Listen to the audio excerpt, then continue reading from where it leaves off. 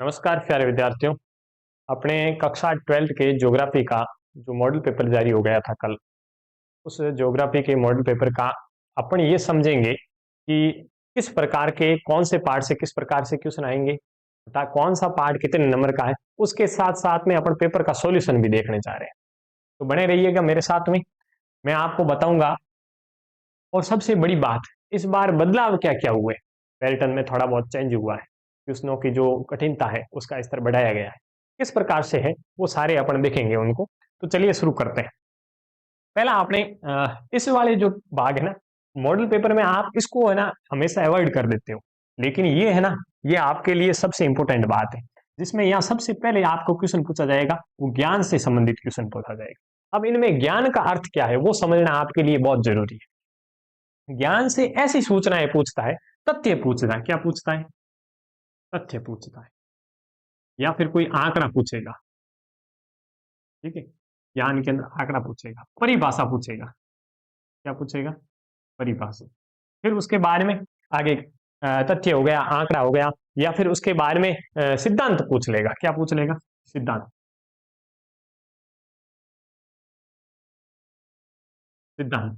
अब मेरे कहने का अर्थ क्या हुआ? मेरे कहने का अर्थ यह है, ज्ञान में आपके जो रटी रटाई जाने वाली बातें हैं, ऐसी बातें जिसको आपको रट करके आप आत्मसात कर लेते हो अंदर, उन उन बातों का किसके अंदर पूछा जाएगा? ज्ञान।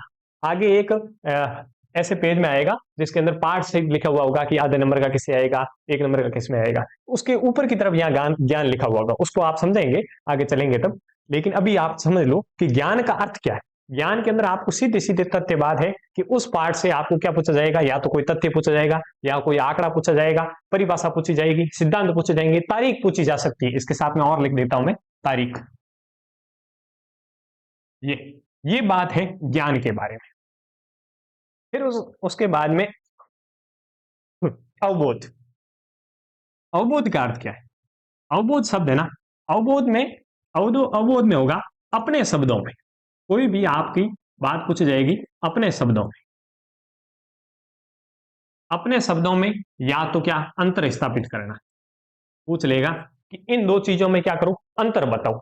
तो वो क्या है, आप अपने शब्दों में बताओगे कि इसमें ऐसा होता है, इसमें ऐसा होता है, इसमें ऐसा होगा, इसमें ऐसा होगा। ये सारे के सारे तथ्य किसमें पूछे जाएंगे? अवबोध। अवबोध में उसके अलावा क्या पूछा जाएगा? व्याख्या पूछ सकते हैं। क्या पूछ सकते हैं? व्याख्या।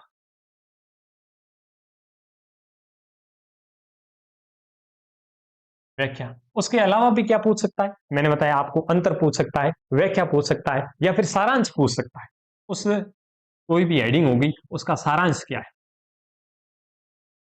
सारांश है वो क्या रहेगा, वो आपको पूछा जा सकता है। किसके अंदर? अवबोध के अंदर। तो जहां जहां आपको उस मॉडल पेपर में अवबोध लिखा हुआ दिखे पाठ के अंदर, इसका अर्थ समझना है कि इसके अंदर अपन से अंतर पूछेगा, या फिर व्याख्या पूछेगा, या फिर सारांश पूछेगा। कुल मिलाकर के समझने वाली बात है कि इसको भी आप थोड़ा थोड़ा रट सकते हो। हाँ, हालांकि यदि थोड़ा बहुत रटा हुआ नहीं है तो आप अपने शब्दों में लिखना है। तो कुल मिलाकर बात है कि आप इनमें थोड़ा बहुत अपने मन से लिखते हो तो भी चल जाता है। फिर एक ज्ञान उपयोग। ज्ञान उपयोग में क्या आएगा? उपाय है, या फिर इस प्रकार के क्वेश्चन आते हैं ज्ञान उपयोग में कि जैसे सुखा संभावी जो कार्यक्रम था उसको और प्रभावी करने का क्या उपाय हो सकता है, तो ये उपाय पूछना। ये ज्ञान उपयोग, देखो ज्ञान ज्ञान प्लस उपयोग से बना हुआ, तो उपाय। आप उसका ज्ञान जो प्राप्त किया, आत्मसात किया, आपने ग्रहण किया है, उस ज्ञान को अब किस प्रकार से लागू करोगे, ये बात पूछा जाएगा। जैसे जल प्रदूषण का आप मतलब तरीका बताओ कि जल प्रदूषण को कम कर सकते हैं। इस प्रकार के क्वेश्चन उपाय हो गया। फिर उसके बाद में अगला क्वेश्चन क्या हो सकता है? तरीका हो गया, या फिर समझाने का किसी भी हल करने का तरीका है, उपाय है, तरीका है, या समझाइए, इस प्रकार से क्वेश्चन है। इस प्रकार के क्वेश्चन आएंगे, वो ज्ञान उपयोग में आएंगे। ये वाली बात है, वो है आपकी एकदम से थोड़ी थोड़ी याद करने वाली, रटने वाली बात है, थोड़ी थोड़ी। ये तो पूरी पूरी एकदम रटने वाली बात है। इसको आप थोड़ा बहुत अपने व्याख्या में अंतर में लिखोगे, ये भी एकदम आसानी से याद हो जाती है। ज्ञान के उपयोग के इसमें भी आप लिख दें। लेकिन ये वाला बहुत सरल मामला है, कौशल। इसमें कुछ नहीं करना। इसमें आएगा आपका केवल और केवल मानचित्र। क्या रहेगा? मानचित्र। अब इसके अंदर मानचित्र है, वो डेढ़ नंबर के आते हैं। इसके अलावा भी एक बात तो छोटी सी बात आएगी, लेकिन अभी लिखा हुआ है जो अपने जो उसी अंक बार के हिसाब से, जैसे ही आप ब्लू प्रिंट देखोगे उसके अंदर 4 नंबर का ही मैटर लिखा हुआ, आप देख लेना उसके अंदर 4 नंबर ही लिखे हुए, यहाँ 5.5 लिखे हुए पता नहीं। फिर उसके बाद में विश्लेषण, विश्लेषण में क्या आ सकते हैं, कारण है, प्रभाव है, कारण, फिर उसके बाद में प्रभाव, किसी चीज के भाई जनसंख्या बहुत अधिक तेजी गति से बढ़ती है तो इसके क्या प्रभाव पड़ सकते हैं, या बढ़ रही है तो इसके क्या कारण है। इस प्रकार के जो क्वेश्चन है वो किसके अंदर पूछे जाएंगे, विश्लेषण के। अब मोटे मोटे तौर से आप ये समझ गए कि भाई ज्ञान का अर्थ क्या है, अवबोध का अर्थ क्या है, ज्ञानोपयोग का क्या है, कौशल का क्या है, विश्लेषण क्या क्या है। इसके अंदर या और पूछ सकता है संबंध, संबंध भी पूछ सकता है किसके अंदर, विश्लेषण के अंदर। विश्लेषण देखो दो शब्द आते हैं, एक आता है संश्लेषण और एक आता है विश्लेषण। आप देखो ज्योग्राफी में पढ़ते हो कि मानव भूगोल अस्थिर पृथ्वी और क्रियाशील मानव के बीच में जो संबंधों का संश्लेषित अध्ययन करता है, तो एक शब्द आता है संश्लेषित और एक शब्द आता है विश्लेषण। संश्लेषित और विश्लेषित में थोड़ा सा ही अंतर है, और देखा जाए तो पूरा अंतर ही है।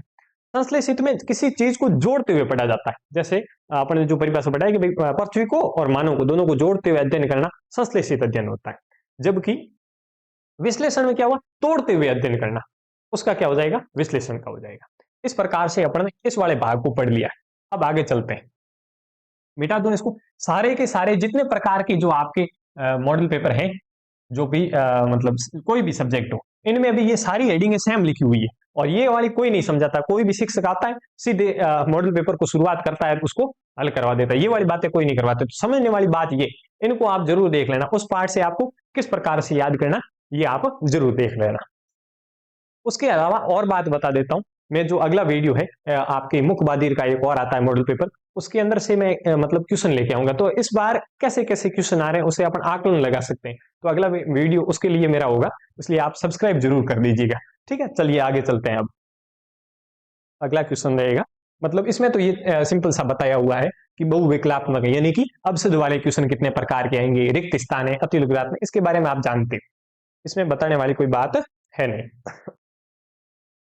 आगे विषय वस्तु, हाँ कौन सा पार्ट कितने नंबर का है, तो इसमें भी आप सीधे सिंपल सीधे हैं। मैं मतलब आपका समय जाया नहीं करूंगा, सीधे सिंपल चीजों को अपन नहीं समझेंगे। ये वाली बात मानव भूगोल सीधा पार्ट है, उस पार्ट से 3 नंबर का आएगा प्रतिशत को, इसको बात तो समझने से मेरे को वीडियो बड़ा करना नहीं है। आप सीधे मेरे को वॉच टाइम वाला वो मामला नहीं है। मैं केवल और केवल आपके लिए जो ये है ना, हल करवा के आपके नंबर बढ़े, यही बात है मेरी, और कुछ बात नहीं है। हाँ, अब इसको देखना, ये वाला भाग अभी अपन ने जो जो जो चीजें सीखी है ना, वो अब यहाँ आपको लागू करनी है। देखो मैं थोड़ा जूम आउट कर रहा हूँ, तो फिर हो सकता है आपको दिखे नहीं, इसलिए मैं जूम कर रहा हूँ। हाँ, देखो इस साइड में यहाँ आपके इकाई लिखी होगी, पार्ट लिखे हुए होंगे। फिर उसके बाद में इसमें आप मान इसको देखोगे, पीडीएफ आपको चाहिए, मैं टेलीग्राम का जो डिस्क्रिप्शन में लिंक दूंगा, वहां से आप ले लेना। फिर उसके बाद में जो इधर आपको ज्ञान लिखा हुआ, सबसे बड़ी हेडिंग होगी ज्ञान। अब ज्ञान में भी बहुविकल्प में कितने आएंगे, रिक्त स्थान कितने, अति लघुत्तरात्मक, लघुत्तरात्मक, दीर्घोत्तरात्मक, इस प्रकार से अवबोध। अब ये बातें अपन ने पहले पढ़ ली है, ज्ञान, अवबोध और ज्ञानोपयोग, कौशल। आप इसके अंदर देखना 1.5 नंबर के 2 क्वेश्चन लिखे हुए, ठीक है, देख लेना आप बड़े जूम करके। यहाँ मेरे को थोड़ी बहुत इसमें यदि जूम करो, क्योंकि शब्द बहुत छोटे छोटे लिखे हुए, तो इसको मैं जूम करके नहीं बता पा रहा हूँ। आप मैं पीडीएफ दे दूंगा, उस पीडीएफ से आप सॉल्व कर लेना। चलिए अब अपना जो पेपर है, उस पेपर की शुरुआत करते हैं। सबसे पहले ये निर्देश होते हैं ना, आप इसको देखते हो कि इनको पढ़ते ही नहीं हो, सीधे सीधे चले जाते हो, लेकिन ये एक बार पढ़ लेना चाहिए। क्या है, विद्यार्थी को सर्वप्रथम अपने प्रश्न पत्र पर नामांक लिखने। इसका अर्थ क्या होता है, आपके रोल नंबर लिखने जरूरी है, आप अपने रोल नंबर जरूर लिखें। सभी प्रश्नों के हल करने अनिवार्य। अब आप सोच रहे हो कि हम नहीं करेंगे तो क्या करोगे, अनिवार्य का अर्थ यह है कि आप कोई छोड़ दोगे और उसके नंबर मिल जाएंगे, ऐसी बात नहीं, आपको करोगे तभी नंबर मिलेंगे, इसका अर्थ ये हुआ। फिर प्रत्येक प्रश्न का उत्तर अपनी दी हुई उत्तर पुस्तिका में लिखे। ऐसे नहीं कि आपने पेपर के अंदर राइट लगा दिया और उत्तर पुस्तिका में लिखना भूल गए तो नंबर तो मिलने वाले नहीं है। ये तो नॉर्मल सी बातें हैं, इसको आप फिर एक बार मतलब पढ़ लेना चाहिए अपन को। जिन प्रश्नों के आंतरिक खंड है उन सभी प्रश्नों का उत्तर एक साथ लिखे। हाँ, ये वाली बात कई विद्यार्थी ऐसा करते हैं। जिन प्रश्नों के आंतरिक खंड, मतलब जो अपना पहला प्रश्न आता है उसके अंदर 1 2 3 4 5 इस प्रकार के 18 क्वेश्चन आते हैं, 18 आते हैं, 18 क्वेश्चन आते हैं। उन 18 क्वेश्चनों को अपन क्या करते हैं, अलग एक यहाँ लिख दिया, 2 वहां लिख दिए, 3 वहां लिख दिए, इस प्रकार नहीं करना, सारों को एक साथ करना। और एक बात और इसमें ध्यान रखनी, ऐसे आप लिख देते हो कि प्रश्न संख्या एक, एक का ये एक नंबर, फिर उसके बाद में नीचे दूसरी वाली लाइन में लिखते हो आप उत्तर, फिर इसका मान लेते हैं ब आंसर है, तो आप इसको ब लिख करके छोड़ देते हो। ऐसा नहीं करोगे। इससे क्या है कि शिक्षक को जो चेक करता है उसके समय जाया होता है, और यदि समय जाया होता है तो वो आपके पेपर में हो सकता है काट सीट और नंबर कम दे सकता है। तो आप इसके पीछे उत्तर लिखने की कोशिश 100% की कोशिश नहीं करना ही है, इसके पीछे आप किसी भी हालत में इसके पीछे उत्तर है वो आप लिखोगे। और अद्वार्षिक है ना, वो आ वाली कॉपी लाके बताऊंगा, क्योंकि कई विद्यार्थी है ना उसको गलतियां करते हैं। अद्वार्षिक का या पिछले जो भी जो टॉपर हैं उनकी कॉपियां भी बोर्ड उपलब्ध करवाता है, उन कॉपियों का अपन विश्लेषण करेंगे, पता लगाएंगे भाई किस प्रकार से अपन को हल करना है क्वेश्चन। फिर उसके बाद में प्रश्न का उत्तर लिखने से पूर्व प्रश्न का क्रमांक जरूर देखें। यदि आपने प्रश्न क्रमांक गलत लिख दिया तो भी हो सकता है आपके नंबर काट दे। फिर हिंदी और अंग्रेजी रूपांतरण में यदि किसी प्रकार की त्रुटि हो तो अंग्रेजी को ही नहीं, अच्छा हिंदी वाले को सही माना जाता है। हालांकि इस पेपर में भी खूब सारी गलतियां हैं, 7-8 गलतियां हैं, मैं बताऊंगा क्या क्या गलतियां हैं। चलिए अब इस प्रकार से 6-7 ये हो गए। ये फिर देखो प्रश्न संख्या 14 से 20 के बीच में आंतरिक विकल्प भी है, यानी कि जो अथवा वाले क्वेश्चन भी आते हैं। चलिए अब अपना शुरुआत है सेक्शन ए से, और उसके अंदर बहुविकल्पीय क्वेश्चन 1 से लेकर के 18 क्वेश्चन आएंगे। और हमेशा अपने में विद्यार्थी जो भी ऑफलाइन वाले, और आपको भी बता रहा हूं, क्या बता रहा हूं कि ये वाली परिभाषा है ना, मानव भूगोल, अस्थिर पृथ्वी, क्रियाशील मानव के बीच में परिवर्तनशील संबंधों का अध्ययन करना, ये क्या कहलाता है, मानव भूगोल है, उसके अंदर होता है। ये वाली परिभाषाएं 3 परिभाषाएं, एक तो अपने रेड जेल की है, फिर उसके बाद में एक ब्लास्ट की है, एक सैंपल की। इन तीनों परिभाषाओं में 100% याद कर लेना, तीनों की आएगी।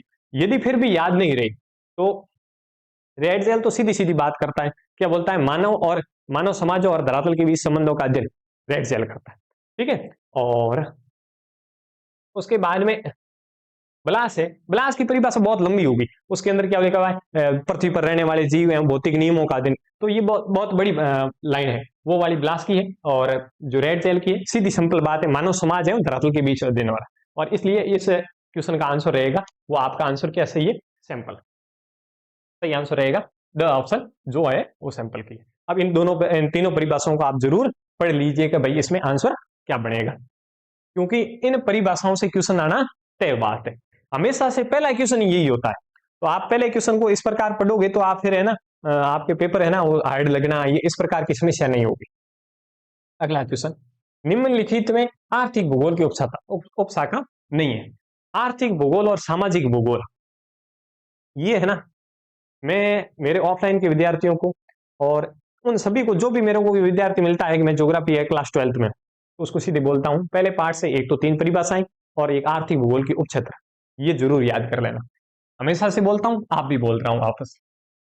नहीं पूछा है, क्या पूछा हुआ है, नहीं, कृषि भूगोल आर्थिक भूगोल का उपक्षेत्र है। आर्थिक भूगोल में क्या पैसे प्राप्त होने चाहिए, कृषि से पैसे प्राप्त हो रहे हैं। संसाधन भूगोल, हाँ प्राप्त हो रहे हैं। फिर उसके बाद में व्यवहारवादी भूगोल, ये एक प्रकार का क्या है, समाज का मुद्दा है।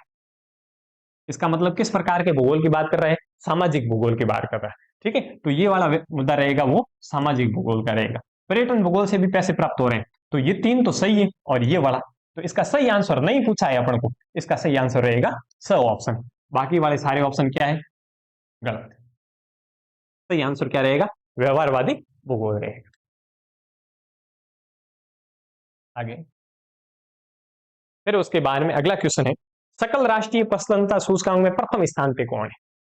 अब प्रसन्नता सूचकांक विश्व का एकमात्र देश जारी करता है, और कोई नहीं जारी करता है, और वो कौन सा देश है, भारत का पड़ोसी देश, कौन सा है, भूटान।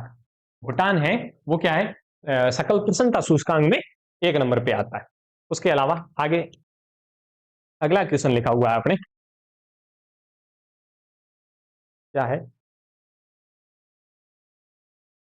आपने भाई अभी तक सब्सक्राइब नहीं किया ना, सब्सक्राइब जरूर कर दीजिएगा, क्योंकि आने वाली जो वीडियोस है या फिर मैराथन क्लास है, आपको एक और इंफॉर्मेशन देता हूं। मैंने 2 घंटे की मैराथन क्लास ली थी, कक्षा 12th के लिए, ज्योग्राफी की 2 घंटे की मैराथन क्लास थी अर्धवार्षिक से पहले।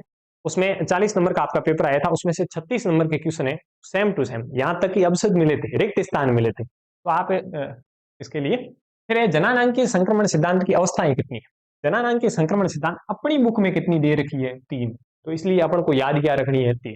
हालांकि होती कितनी है, उसकी 4 होती है, उसके बारे में अपन नहीं जाएंगे, लेकिन अपनी बुक में कितनी दे रखी है, 3, तो आप उसको याद करो ही मत, 4 वाली 3 को। भारत वाली बुक में भी 4 अवस्थाएं दे रखी है, उसके बारे में नहीं जाएंगे अपन।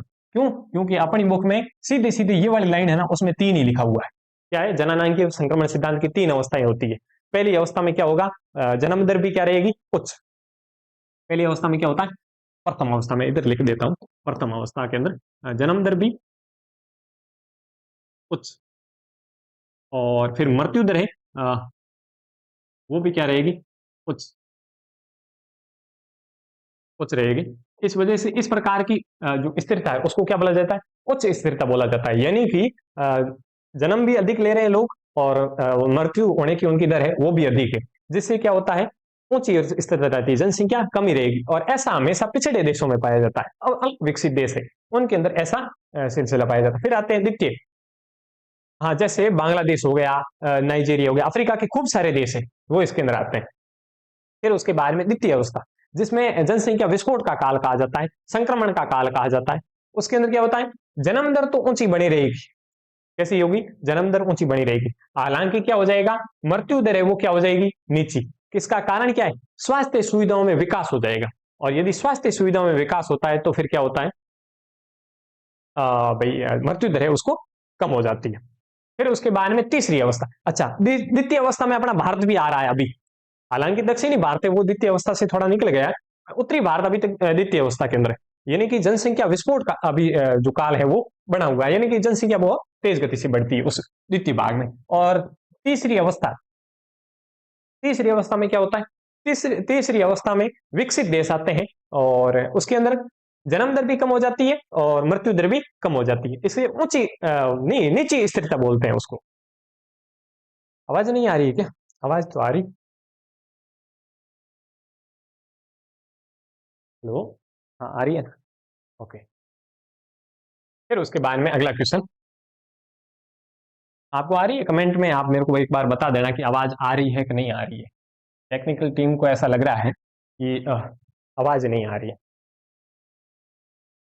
फिर उसके बाद में अगला क्वेश्चन है, मानव विकास सूचकांक का अधिकतम स्तर स्कोर क्या होता है। अतवार्षिक में भी आया था अपना क्वेश्चन, मानव विकास सूचकांक का अधिकतम स्कोर है वो कितना होगा, तो इसका 0 से शुरू होता है मानव विकास का सूचकांक, और कहां तक जाता है, 1 तक। जो जो जितना 1 के नजदीक होगा, जो जितना 1 के नजदीक होगा वो क्या माना जाता है, विकसित माना जाता है।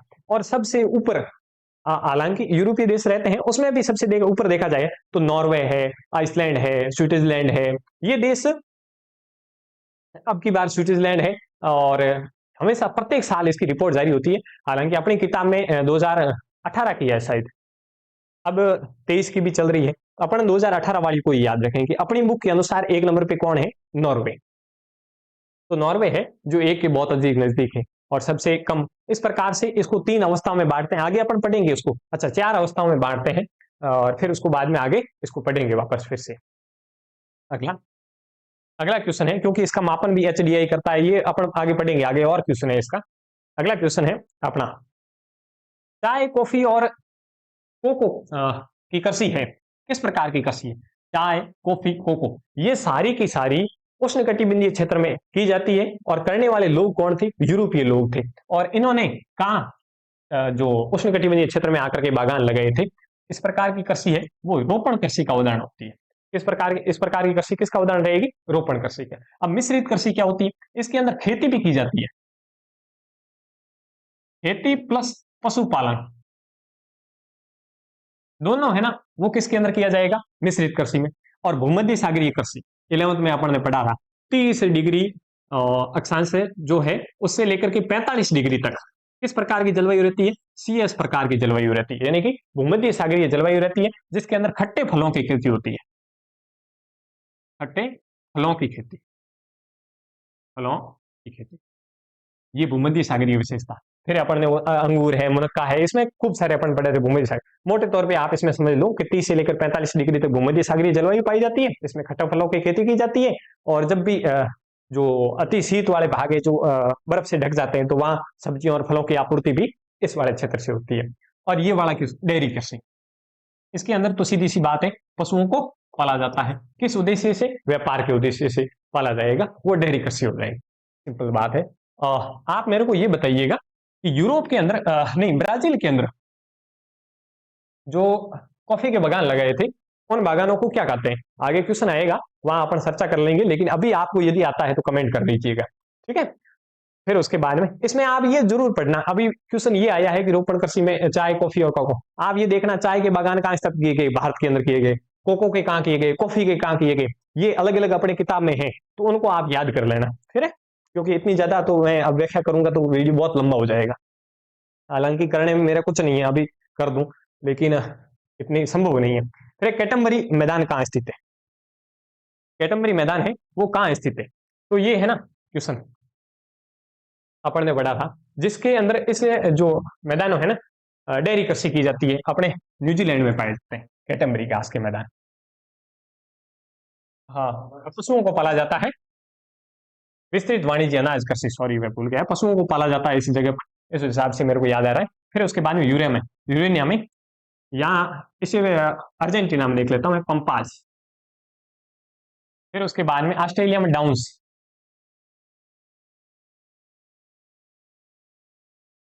डाउन्स।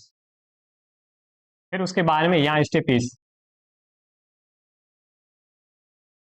एक और है वेल्ड्स गाल्स, वेल्ड्स, वो रहेगा अफ्रीका में। और एक और है पेरिस, वो रहेगा आपके उत्तरी अमेरिका में। ये सारे के सारे उष्ण कटिबंधीय घास के मैदान है। किस प्रकार के? उष्ण कटिबंधीय घास के मैदान है, जहां किसकी खेती की जाती है? गेहूं की खेती की जाती है, मुख्य तौर से अनाज की खेती की जाती है, ये बात है।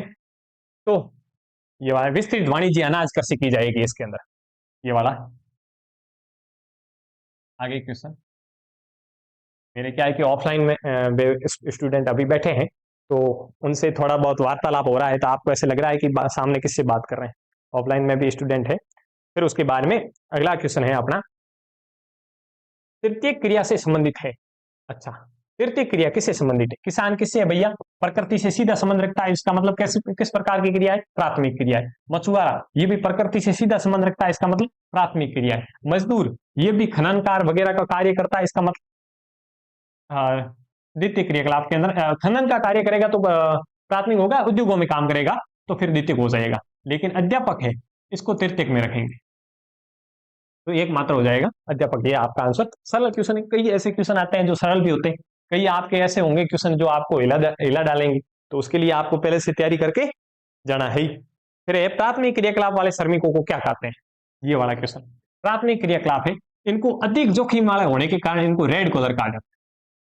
क्या कहा जाता है? रेड यानी कि लाल। अच्छा, मैंने यही पूछा हुआ है क्वेश्चन, मैं भी वापस यही लिख रहा हूँ, ठीक है, लाल कॉलर। फिर उसके बाद में द्वितीय क्रियाकलाप वालों को नीला कॉलर कहा जाएगा, ब्लू कॉलर कहा जाता है।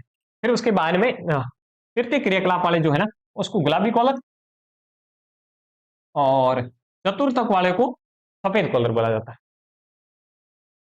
फिर उसके बाद में आता है स्वर्ण कॉलर, आता है वो पंचम क्रियाकलाप पे होता है। एक और किताब है आपके, एक और लिखा हुआ है, मेरे को पता है वे, आप मतलब गलती नहीं कर रहा हूं, मैं सही बोल रहा हूँ। गुलाबी कॉलर है तृतीय क्रियाकलाप के लिए, सफेद कॉलर चतुर्थ क्रियाकलाप के लिए। और फिर उसके बाद में पंचम कॉलर आएगा, वो रहेगा जो पंचम क्रियाकलाप है उसमें स्वर्ण कॉलर है। और एक और आता है धूसर कॉलर, आपकी बुक में लिखा हुआ है धूसर कॉलर, जो आप मेरे को बताना है। हालांकि मेरे ऑफलाइन वाले विद्यार्थी बोल रहे हैं कि गुलाबी कॉलर है वो तृतीय क्रियाकलाप में महिलाओं के लिए निर्धारित किया गया है, मैंने ऐसा पढ़ा नहीं है। और यदि आपने ऐसा कुछ पढ़ा है तो आप मेरे को कमेंट में चर्चा करके बताइएगा, मैं जरूर याद करूंगा, फिर अगली बार इसको संशोधित करूंगा, ठीक है। अगले आगे चलता हूं। फिर कनाडा की आर्थिक धमनी का रेल मार्ग, अच्छा ये क्वेश्चन अच्छा है, आर्थिक धमनी का रेल मार्ग, पार कैनेडियन रेल मार्ग, पार कैनेडियन रेल मार्ग है जो कनाडा की क्या है? आर्थिक धमनी। इसका निर्माण किया था 1886 में, एक संधि के तहत किया गया, संधि के तहत इसका निर्माण किया गया।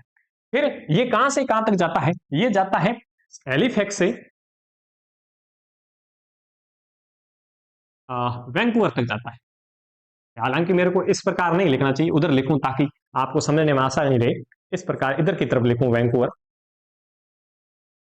इसके बीच में मॉन्ट्रियल आता है, क्यूबेक आता है, ओटावा आता है, सडबरी आता है, विनीपेग आता है और एडमंटन आता है, फिर उसके बाद में आएगा वैंकूवर। इस प्रकार का ये जो रेल मार्ग है वो पार कैनेडियन रेल मार्ग। इसके अंदर कृषि किसकी मतलब क्या परिवहन किया जाता है, तो ये इसके अंदर अनाज है और उसके बाद में शराब का परिवहन होता है, जो सुअर के मांस का परिवहन होता है। इस प्रकार से ये कनाडा के लिए दक्षिणी, कनाडा के किस भाग में है, कनाडा के दक्षिणी भाग में है ये रेल मार्ग। फिर उसके बाद में अगला क्वेश्चन है, अच्छा ऑप्शन अगला लिखा हुआ है ये है ना, ओरिएंट एक्सप्रेस। ये पेरिस को इस्तांबुल से जोड़ता है।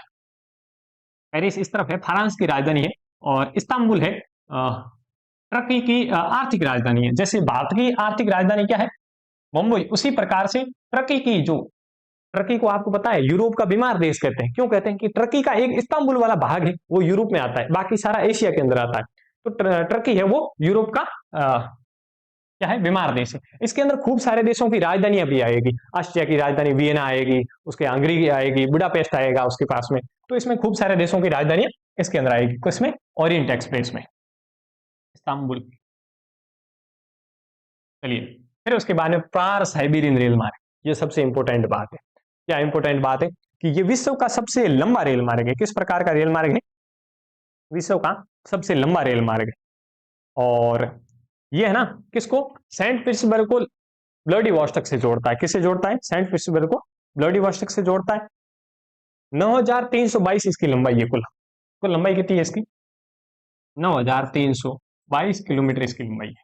अब देखो इसमें 9322 यानी कि कन्याकुमारी से नहीं, जो कश्मीर से कन्याकुमारी, फिर वापस कन्याकुमारी से कश्मीर, फिर वापस कश्मीर से कन्याकुमारी, यानी कि भारत के 3 बार चक्कर लगाओ, इतना तो एक क्या है, रेल मार्ग। किस जगह पर स्थित है, ये है यूरेशिया में, यूरेशिया, यानी कि मुख्यतः देश देखा जाए तो रूस के अंदर है। फिर कुछ एक भाग है जो यूराल पर्वत से इधर वाला भाग है वो यूरोप में रहेगा। फिर उसके बाद में साइबेरिया वाला क्षेत्र है जो यूरोप में रहेगा। इसके अंदर भी स्टेशन कौन कौन से आते हैं, तो ये कहां से शुरू हो रहा है, ये हो रहा है सेंट पीटर्सबर्ग, जिसका पुराना नाम था लेनिनग्राद। सेंट पीटर्सबर्ग, आप याद रखना, पिट्सबर्ग नहीं है, सेंट पीटर्सबर्ग। पिट्सबर्ग कहाँ आएगा, अमेरिका के अंदर आएगा। ये सेंट पीटर्सबर्ग है, याद रखना आप। यदि आपसे जो मानचित्र में पूछ लिया जाए तो आपकी गलत हो सकता है। सेंट पीटर्सबर्ग से लेकर के, सेंट जॉन भी है वो कनाडा में है, और फिर उसके व्लादिवोस्टॉक तक जाएगा, व्लादिवोस्टॉक तक जाएगा। और इसके अंदर स्टेशन है, मास्को है, फिर उसके बाद में खाबरू-खावस्क है, उनान उदय है, चीता है, और भी इस प्रकार के स्टेशन है। तो कुछ एक स्टेशनों के आपको नाम भी याद रखने हैं। इस प्रकार से पार साइबेरियन के बारे में अपन ने चर्चा कर ली। अगला क्वेश्चन, ये आप है ना, इस मॉडल पेपर की आप हल देखोगे ना, आपका पूरा का पूरा एक बार रिवीजन हो जाएगा। फिर संघ एवं प्रशांत, इसको अपन ने हेडिंग लिखी थी ना क्लास के अंदर, क्लास के अंदर लिखा था union and Pacific, union national rail मार्ग लिखा था अपन ने, यूनियन पैसिफिक रेल मार्ग लिखा था। इसके अंदर क्या है, ये न्यूयॉर्क को किससे जोड़ेगा, न्यूयॉर्क को सैन फ्रांसिस्को से जोड़ेगा। न्यूयॉर्क इस तरफ, अमेरिका की इस तरफ न्यूयॉर्क है, फिर इस तरफ आएगा सैन फ्रांसिस्को, फ्रांसिस्को। और इसकी 3 शाखाएं, इसकी कितनी शाखाएं, 3 शाखाएं। कहां से अलग होती है, शिकागो से अलग होती है। शिकागो क्या है भाई बताओ, विश्व की सबसे बड़ी मांस की मंडी है वो शिकागो है। ये शिकागो से अलग होती है। इसकी उत्तरी शाखा जाती है सिएटल को, किसको जाती है, सिएटल को। और जो मेन शाखा है वो जाती है सैन फ्रांसिस्को को, और उसकी दक्षिणी शाखा है वो जाती है लॉस एंजिल को, लॉस एंजिल को। इस प्रकार से ये बॉलीवुड की एक क्षेत्र है अपने उसी प्रकार से, अच्छा हॉलीवुड का क्षेत्र है, बॉलीवुड का नहीं है, हॉलीवुड का क्षेत्र है, बोल रहा हूं मैं। हाँ, अगला क्वेश्चन इस प्रकार से संघ एवं प्रशांत वाला भी हो गया। अगला क्वेश्चन है अपना, वो रहेगा आपका, पनामा नहर में कुल जनबंद तंत्र कितने हैं। हालांकि ये पहले क्वेश्चन 2021 में लिखवाता ही नहीं था, फिर उसके बाद में 2022 में एक बार आया था, शायद 24 में आया था, पता नहीं 24 में आया था कि 22 में आया था, एक बार आया, फिर उसके बाद में मैंने भी लिखवाना शुरू किया। इसमें थोड़ा बहुत अंतर है। आपको यदि केवल और केवल जल बंधक पूछे तो कहते हैं 3, यदि तंत्र पूछ ले तो 6। मैंने आपको ऑफलाइन वालों को एक वीडियो बताया था जिसके अंदर क्या है, जो गॉटिन लॉक्स है, मीराफ्लॉर्स है, और फिर उसके बाद में जो तीन जो नहरें थी, उन तीनों नहरों में क्या है, जिस तरफ पनामा शहर स्थित है, यानी कि पनामा नहर को पार करने के लिए उसकी ऊंचाई है, ऊंचाई की ओर जाने के लिए जहाजों को एक लॉक्स के अंदर डालते हैं, फिर ऊपर उठाते हैं, फिर अगले लॉक में डालते हैं, फिर वापस ऊपर उठाते हैं। इस प्रकार के बंधक तंत्र है। तो आपको इसका सही आंसर है वो रहेगा 6। इसमें सीधे याद रखना है। और याद रखना, स्वेज नहर के अंदर किसी प्रकार का कोई जल बंधक तंत्र नहीं है, केवल और केवल किसके अंदर है, पनामा नहर के। और ऐसा ही क्वेश्चन आया था उस समय। क्या क्वेश्चन आया था कि ऐसी कौन सी मानवकृत जो नहर है जो जिसके अंदर जल बंधक तंत्र पाए जाते हैं, तो वो कौन सी है, पनामा नहर है। और कितने पाए जाते हैं जल बंधक तंत्र, अब आप यही याद रख लेना रे। उसमें 3 वाले में आप फिर कंफ्यूज होंगे।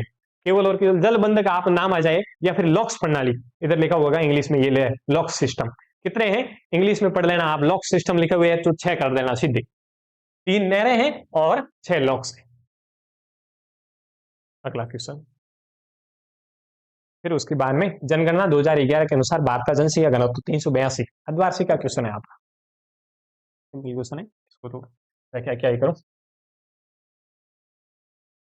ठीक है। फिर उसके बाद में अगला क्वेश्चन रहेगा अपना, अरे यार नहीं रहा, हाँ, बेटी बचाओ बेटी पढ़ाओ जेंडर संवेदनशीलता को बढ़ाने के लिए किस प्रकार का अभियान है, एक किस प्रकार का अभियान रहेगा। ये आर्थिक है क्या, इससे पैसा प्राप्त हो रहा है क्या, नहीं आर्थिक नहीं है। तो फिर उसके बाद में सामाजिक, हाँ, समाज में लड़कियों का और जो मतलब पुरुष है और महिलाएं उनकी भागीदारी बराबर होनी चाहिए। इसका मतलब क्या है, ये एक सामाजिक अभियान है। तो सही आंसर आपका क्या हो जाएगा, सामाजिक अभियान। ये है ना, उस क्षेत्र से मतलब प्रधानमंत्री जी ने इसका शुरुआत की थी, तब इन्होंने ऐसा उनका विचार था कि ऐसे ऐसे क्षेत्रों को चुना जाए पायलट प्रोजेक्ट के रूप में जहां जो लिंगानुपात है वो सबसे न्यून है। तो शुरुआत यहाँ हरियाणा से की गई थी, फिर उसके बाद में और भी सारे, अब पूरे देश के अंदर लागू है। पूरा इसका व्याख्यात्मक अध्ययन है, वो आपको इसको कर लेना है एक बार। चलिए अगला, मध्यकालीन नगर, ये क्वेश्चन भी आता है ऑफलाइन वालों को, मैं लगभग हमेशा बता रहा हूं। क्या है, आपको मध्यकालीन पूछा जाएगा तो ऐसे नगरों को ढूंढना है जो किलाबंद होते हैं। मध्यकालीन में सीधा शब्द शब्द लिख देना है किलाबंद। यदि प्राचीन पूछ लिया जाए तो धार्मिक नगर देख लेना, धार्मिक देख लेना, या फिर कोई सभ्यताओं को देख लेना। और फिर उसके बाद में आधुनिक नगरों को पूछे तो तट देख लेना, बंदरगाह, बंदरगाह देख लेना, या फिर कोई ना कोई खनन क्षेत्र को देख लेना। ये एकदम शॉर्ट एंड सिंपल ट्रिक है। अब देख लो इसके अंदर, देखो सूरत, सूरत कैसा है, तट है, इसका मतलब आधुनिक आएगा, ये हो जाएगा आधुनिक, अंग्रेजों के द्वारा बनाया गया है नगर, आधुनिक। फिर उसके बाद में पटना, पटना का पुराना नाम क्या है, पाटलिपुत्र, यानी कि ये किस प्रकार का है, धार्मिक है, इसका मतलब किस प्रकार का है, प्राचीन। ये सिंपल है, सीधे याद हो जाएंगे। फिर उसके बाद में सही आंसर मध्यकालीन, ये एक किला नगर है, आगरा के अंदर ताजमहल भी है, किला नगर। तो इसका सही आंसर क्या रहेगा, स आंसर आगरा सही हो जाएगा। इस प्रकार से ये क्वेश्चन हो गया। अगला, ये क्वेश्चन बहुत ढंग का क्वेश्चन था भाई, ये वाला क्या क्वेश्चन है, दक्षिणी पश्चिमी रेल मंडल का मुख्यालय कहां स्थित है, दक्षिणी पश्चिमी। हालांकि इसको आप इस प्रकार से देखो, दक्षिण और पश्चिम, तो आपका सही हो जाएगा। लेकिन यदि सीधे रटने पे बैठ जाए तो इस क्वेश्चन का सही होना आंसर है वो बहुत कठिन लगता है। फिर उसके बारे में देखो, दक्षिण पश्चिम, ये तो किसके अंदर आ रहा है, ये आ रहा है केवल और केवल पश्चिम में। फिर उसके बाद उत्तरी पश्चिम, फिर उसके बाद में मुंबई है, ये आ रहा है पश्चिम। जबकि ये वाला हुबली क्षेत्र है, ये क्या रहेगा, दक्षिण पश्चिम के अंदर। तो सही आंसर क्या हो जाएगा आपका, सही आंसर। तो अब रेलवे जोन, हालांकि आपके पहले किताब में 16 ही लिखे आ रहे थे, वर्तमान में तो 20 बन गए हैं। फिर भी अब नवीन वाली किताबों में विद्यार्थी आप बता रहे हो कि 17 आ रहे हैं। तो आप उनके सारों के रेल मंडल के जोन है वो पढ़ लेना एक बार, कि उन जेल का, पिछली बार तो ये पूछा था 16 में से किसी 4-5 का नाम पूछा था, इस बार हो सकता है कि अब मुख्यालय पूछना शुरू कर दिया तो आपको भी पूछ सकता है। तो इस प्रकार से आपको वापस से ये याद रखना है। अगला क्वेश्चन, अगला क्वेश्चन है जो रहेगा अपना है सदिया से धुबरी, कौन सी नदी पे है, सदिया से धुबरी भारत का राष्ट्रीय जल मार्ग पूछ रहा है, यानी कि नदियों, ये राष्ट्रीय राजमार्ग संख्या 1 है, सदिया से लेकर के, अच्छा धुबरी, अच्छा राष्ट्रीय राजमार्ग संख्या 2 है, जल मार्ग संख्या 2 हो गई। एक तो है जो हल्दिया से लेकर के फरक्का तक, नहीं, इलाहाबाद से लेकर के फरक्का, ये है ब्रह्मपुत्र नदी पर, राष्ट्रीय राजमार्ग संख्या 2, ब्रह्मपुत्र नदी। और इसकी कुल लंबाई है वो कितनी है? 500, 800, 800 और इस प्रकार की कुछ है, यदि भूल रहा हूं मैं। आपको यदि याद है तो बताइए, मैं भूल गया इसको। 800 चिन्ह हो गए, जो भी आप मेरे को बताना, ब्रह्मपुत्र नदी पे है। और ये वाला राष्ट्रीय जलमार्ग संख्या 1 है, ये 1620 किलोमीटर लंबा है। ये इलाहाबाद से लेकर के, इलाहाबाद से सीधे सीधे बोले तो इसके 3 स्टेप है, यदि सीधे सीधे बोले तो इलाहाबाद से लेकर के फरक्का तक है। अच्छा, इलाहाबाद से लेकर के हल्दिया तक है इसका, इलाहाबाद से लेकर के हल्दिया तक, हल्दिया तक है। फिर उसके बाद में ये वाला 3 वाला इंपोर्टेंट है, पता नहीं उन्होंने 2 वाला कैसे पूछ लिया, हालांकि इंपोर्टेंट कौन सा है? 3 वाला है। इसके ऊपर 3 नहरें हैं, एक तो चंपाकारा है, उद्योग मंडल है, और एक और नहर है जिसका नाम क्या है? पश्चिमी तट नहर। इन 3 नहरों पे बनाया गया है। ये कोल्हापुर से कलपक्कम तक जाता है, कोल्हापुर से कलपक्कम तक जाता है, और केरल के अंदर है। 3 नहरों के साथ साथ में इसमें 25 जल का साथ में दिया गया है, इस प्रकार से ये तीसरे नंबर वाला। अच्छा, आप मैंने ये राइड लगा दिया, इसका मतलब आप इसको इस मत समझ लेना स्क्रीन शॉट लेके कि गलत बता रहा है, इसका सही आंसर ये है। ठीक है, हाँ। और इसकी लंबाई है 168 किलोमीटर, और वर्तमान लंबाई इसकी शायद 205 है। आपकी बुक में इसने लिखा हुआ है 168 किलोमीटर, वर्तमान लंबाई 105 है। फिर उसके बाद में राजमार्ग संख्या 4 है, जो कहां से कहां तक है? 1078 किलोमीटर लंबा है, और कृष्णा नदी और उसके ऊपर स्थित है। अगला ये क्वेश्चन, फिर लामा पशु पाले जाते हैं। अपन देखो, ये जो 5वां पार्ट है ना, 5वां नहीं, अच्छा 2021 के अनुसार 5वां बोल रहा हूँ, अभी आपके चौथा पार्ट है। उस में अपन शुरुआत करते हैं ना, तभी ये लिखते हैं कि भाई मरुस्थलीय क्षेत्रों में पशु कौन से हैं, पर्वतीय क्षेत्रों में कौन से हैं, ध्रुवीय क्षेत्रों में कौन से। तो लावा और रेंडियर, लावा और रेंडियर, एक पशु और होता है कुत्ते के जैसा ही होता है, रेंडियर। ये दोनों है ना ध्रुवीय क्षेत्रों में काम आते हैं। कौन काम में लेती है? एस्किमो जनजाति है वो काम में लेती है इसको। फिर उसके बाद में अगला क्वेश्चन है, अम्लीय वर्षा संबंधित है। अम्लीय वर्षा किससे संबंधित है? तो अम्लीय वर्षा है ना, ये वायु प्रदूषण से संबंधित है। आप अम्लीय वर्षा मतलब जल देख रहे हो तो आप सीधे जल प्रदूषण की तरफ मत जाना, इसके अंदर वायु प्रदूषण होगा, तभी क्या होगी? अम्लीय वर्षा होगी। अब पीएस मान की वजह से जो इसके अंदर अम्ल की मात्रा बढ़ जाती है, और इस वजह से अम्लीय वर्षा है वो होती है। ध्वनि प्रदूषण से क्या होता है पता है? चिड़चिड़ापन वाली बीमारी होती है। भूमि प्रदूषण से कैंसर है, इस प्रकार की बीमारियां होती है। जल प्रदूषण से हैजा, पायरिया, इस प्रकार की जो बीमारियां होती है। आगे रिक्त स्थान संख्या अब देख लेते हैं, बड़ा लंबा समय लग रहा है, देखना तो कितना समय हुआ है। फिर है मानव भूगोल, मानव समाज और धरातल के बीच संबंधों का अध्ययन है। मैंने शुरुआत में ही कहा था, कितने मिनट हुए? क्या है? मानव भूगोल, मानव समाज और धरातल के बीच संबंधों का अध्ययन है, ये कहा था रेड जैन। देखो, एक ही बुक में, एक ही पेपर में दो दो बार पूछ रहा है संबंधों का, संबंधों का। अच्छा अच्छा अच्छा, क्या किसने ऐसा नहीं पूछ रहा है, ये क्या पूछ रहा है? संश्लेषित को लिखना था मेरे को।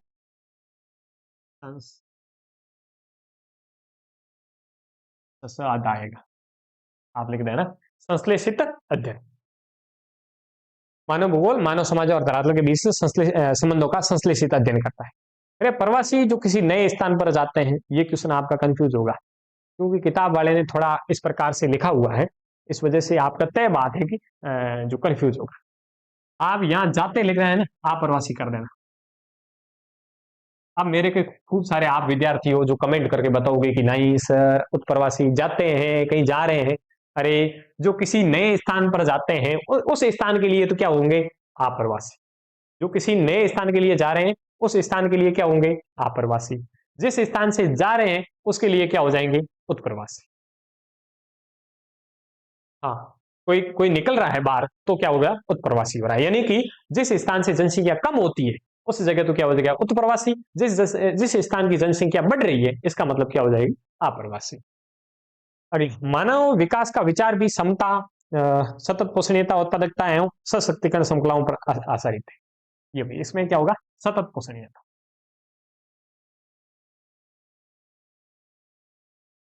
ये है ना, ये मानव विकास की क्या है पता है, मानव विकास के स्तंभ है, मानव विकास के स्तंभ वाले अपनी हेडिंग लिखी थी। और एक इसी प्रकार का एक क्वेश्चन होता है मानव विकास के उपागम, आप उनमें कंफ्यूज होंगे, मानव विकास के उपागम भी 4 है और मानव विकास के स्तंभ भी कितने हैं, 4 है। तो इसमें आप कंफ्यूज होंगे, तो आपका अभी से तय कर लें कि स्तंभ कौन से हैं और उपागम कौन से हैं। फिर विकास का अर्थ क्या है, विकास का अर्थ है गुणात्मक परिवर्तन, विकास का अर्थ है गुणात्मक परिवर्तन, गुणात्मक परिवर्तन। कॉफी के बागान, अब मैंने पहले बताया कि आप कमेंट कर दो, नहीं किया है तो अब देख लो। कॉफी के बागान जिसको क्या बोला जाता है, फेजेंडा, फेजेंडा कहा जाता है। फिर जन एस्क, जन एस्क धरातल के नीचे गहराई में होता है तब, अच्छा जन नहीं लिखना था इसको, जब लिखना था, जब लिखना था। जब एस्क धरातल के नीचे गहराई में होता है तब कूप की खनन होता है। किस प्रकार का खनन होता है, कूप की बोल दो या इसको भूमिगत भी बोल सकते हैं, भूमिगत। एक और प्रकार का खनन होता है, कौन सा खनन होता है वो, विवर्तनीय खनन, जिसके अंदर जैसे नमक का खनन करना है, मतलब धरातल की ऊपरी परत है उसको हटाना है, उसको बोला जाएगा विवर्तनीय की खनन। कूप की खनन हो गया, विवर्तनीय की खनन हो गया। अगला क्वेश्चन, के बाद आधुनिक उद्योगों पर आधारित नगरों का जन्म हुआ था। 1950 के बाद में, 1850 सॉरी, 1850 के बाद में आधुनिक नगरों का स्थापना हुई थी। भारत का पहला आधुनिक नगर है ना, वो कौन सा है, जमशेदपुर है, जमशेदजी टाटा के द्वारा बसाया गया था। इस प्रकार आधुनिक नगरों की जो आधारित है वो 20वीं शताब्दी के दौरान जनसंख्या कितने गुनी बनी थी। अच्छा क्वेश्चन है ये, इस प्रकार का क्वेश्चन है, ये वाला क्वेश्चन है ना, ये वाले क्वेश्चन आपके मरेंगे।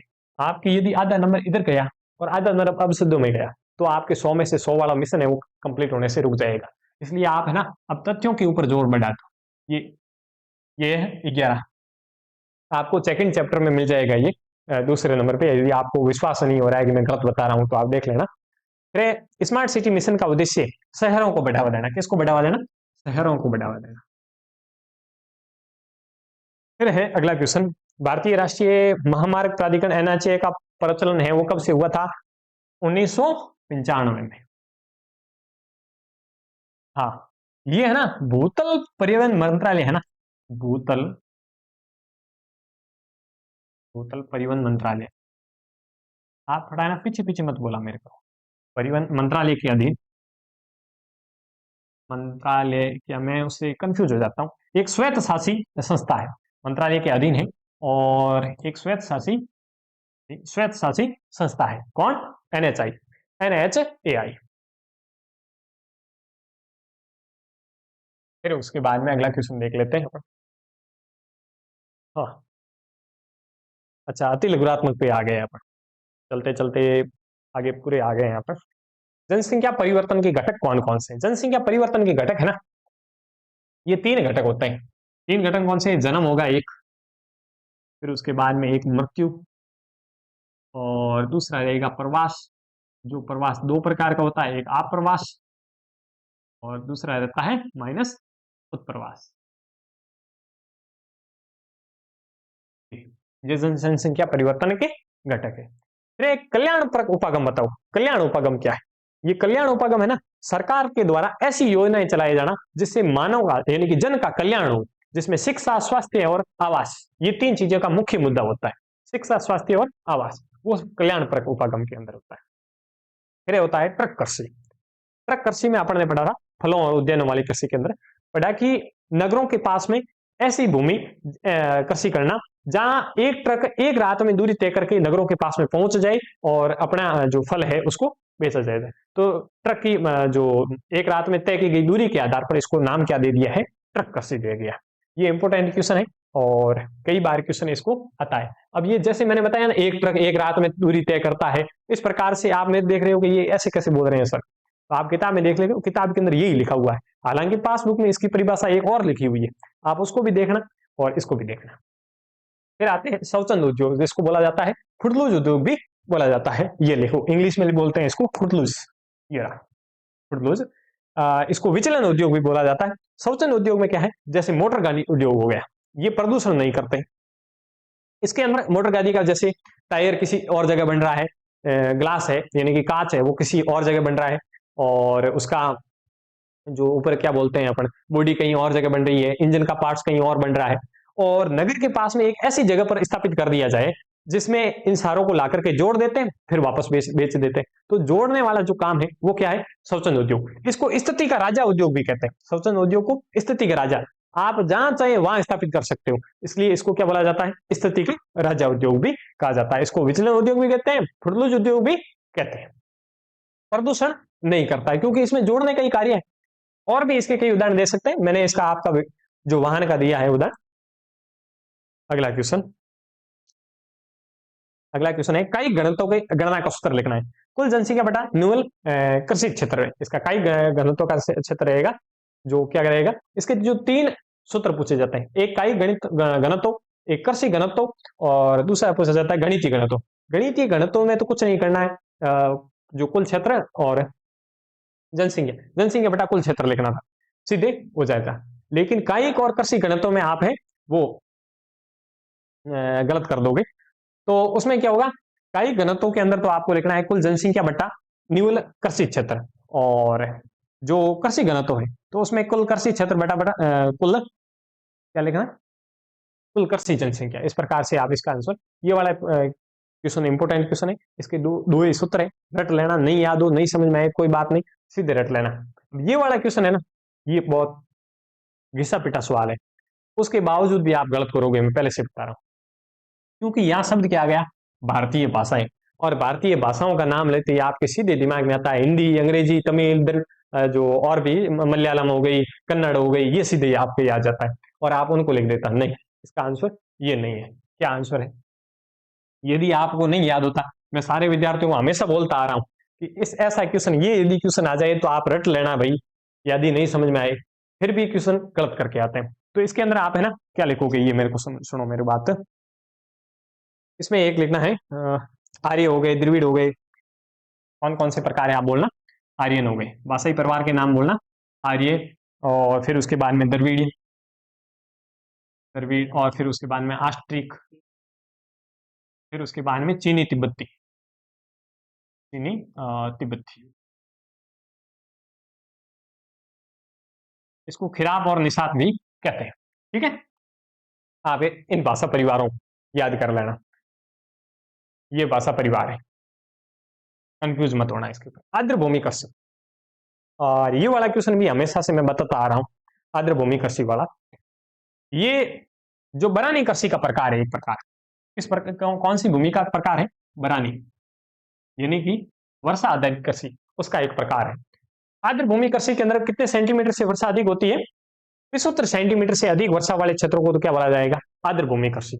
और दूसरी होती है वो होती है शुष्क भूमि कृषि, जिसके अंदर क्या होता है, 75 सेंटीमीटर से कम वर्षा वाला क्षेत्र क्या हो जाएगा, शुष्क भूमि कृषि। आर्द्रभूमि कृषि और शुष्क भूमि कृषि पर टिप्पणी वाला हो गया।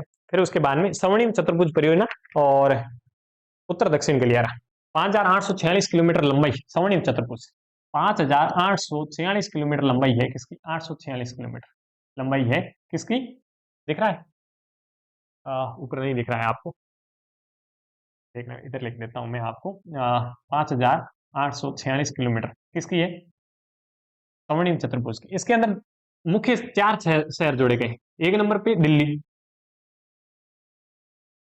फिर महानगर है, फिर उसके बाद में मुंबई, मुंबई से फिर उसके बाद में चेन्नई, और चेन्नई से वापस कोलकाता। इन 4 महानगरों को जोड़ते हुए इस प्रकार से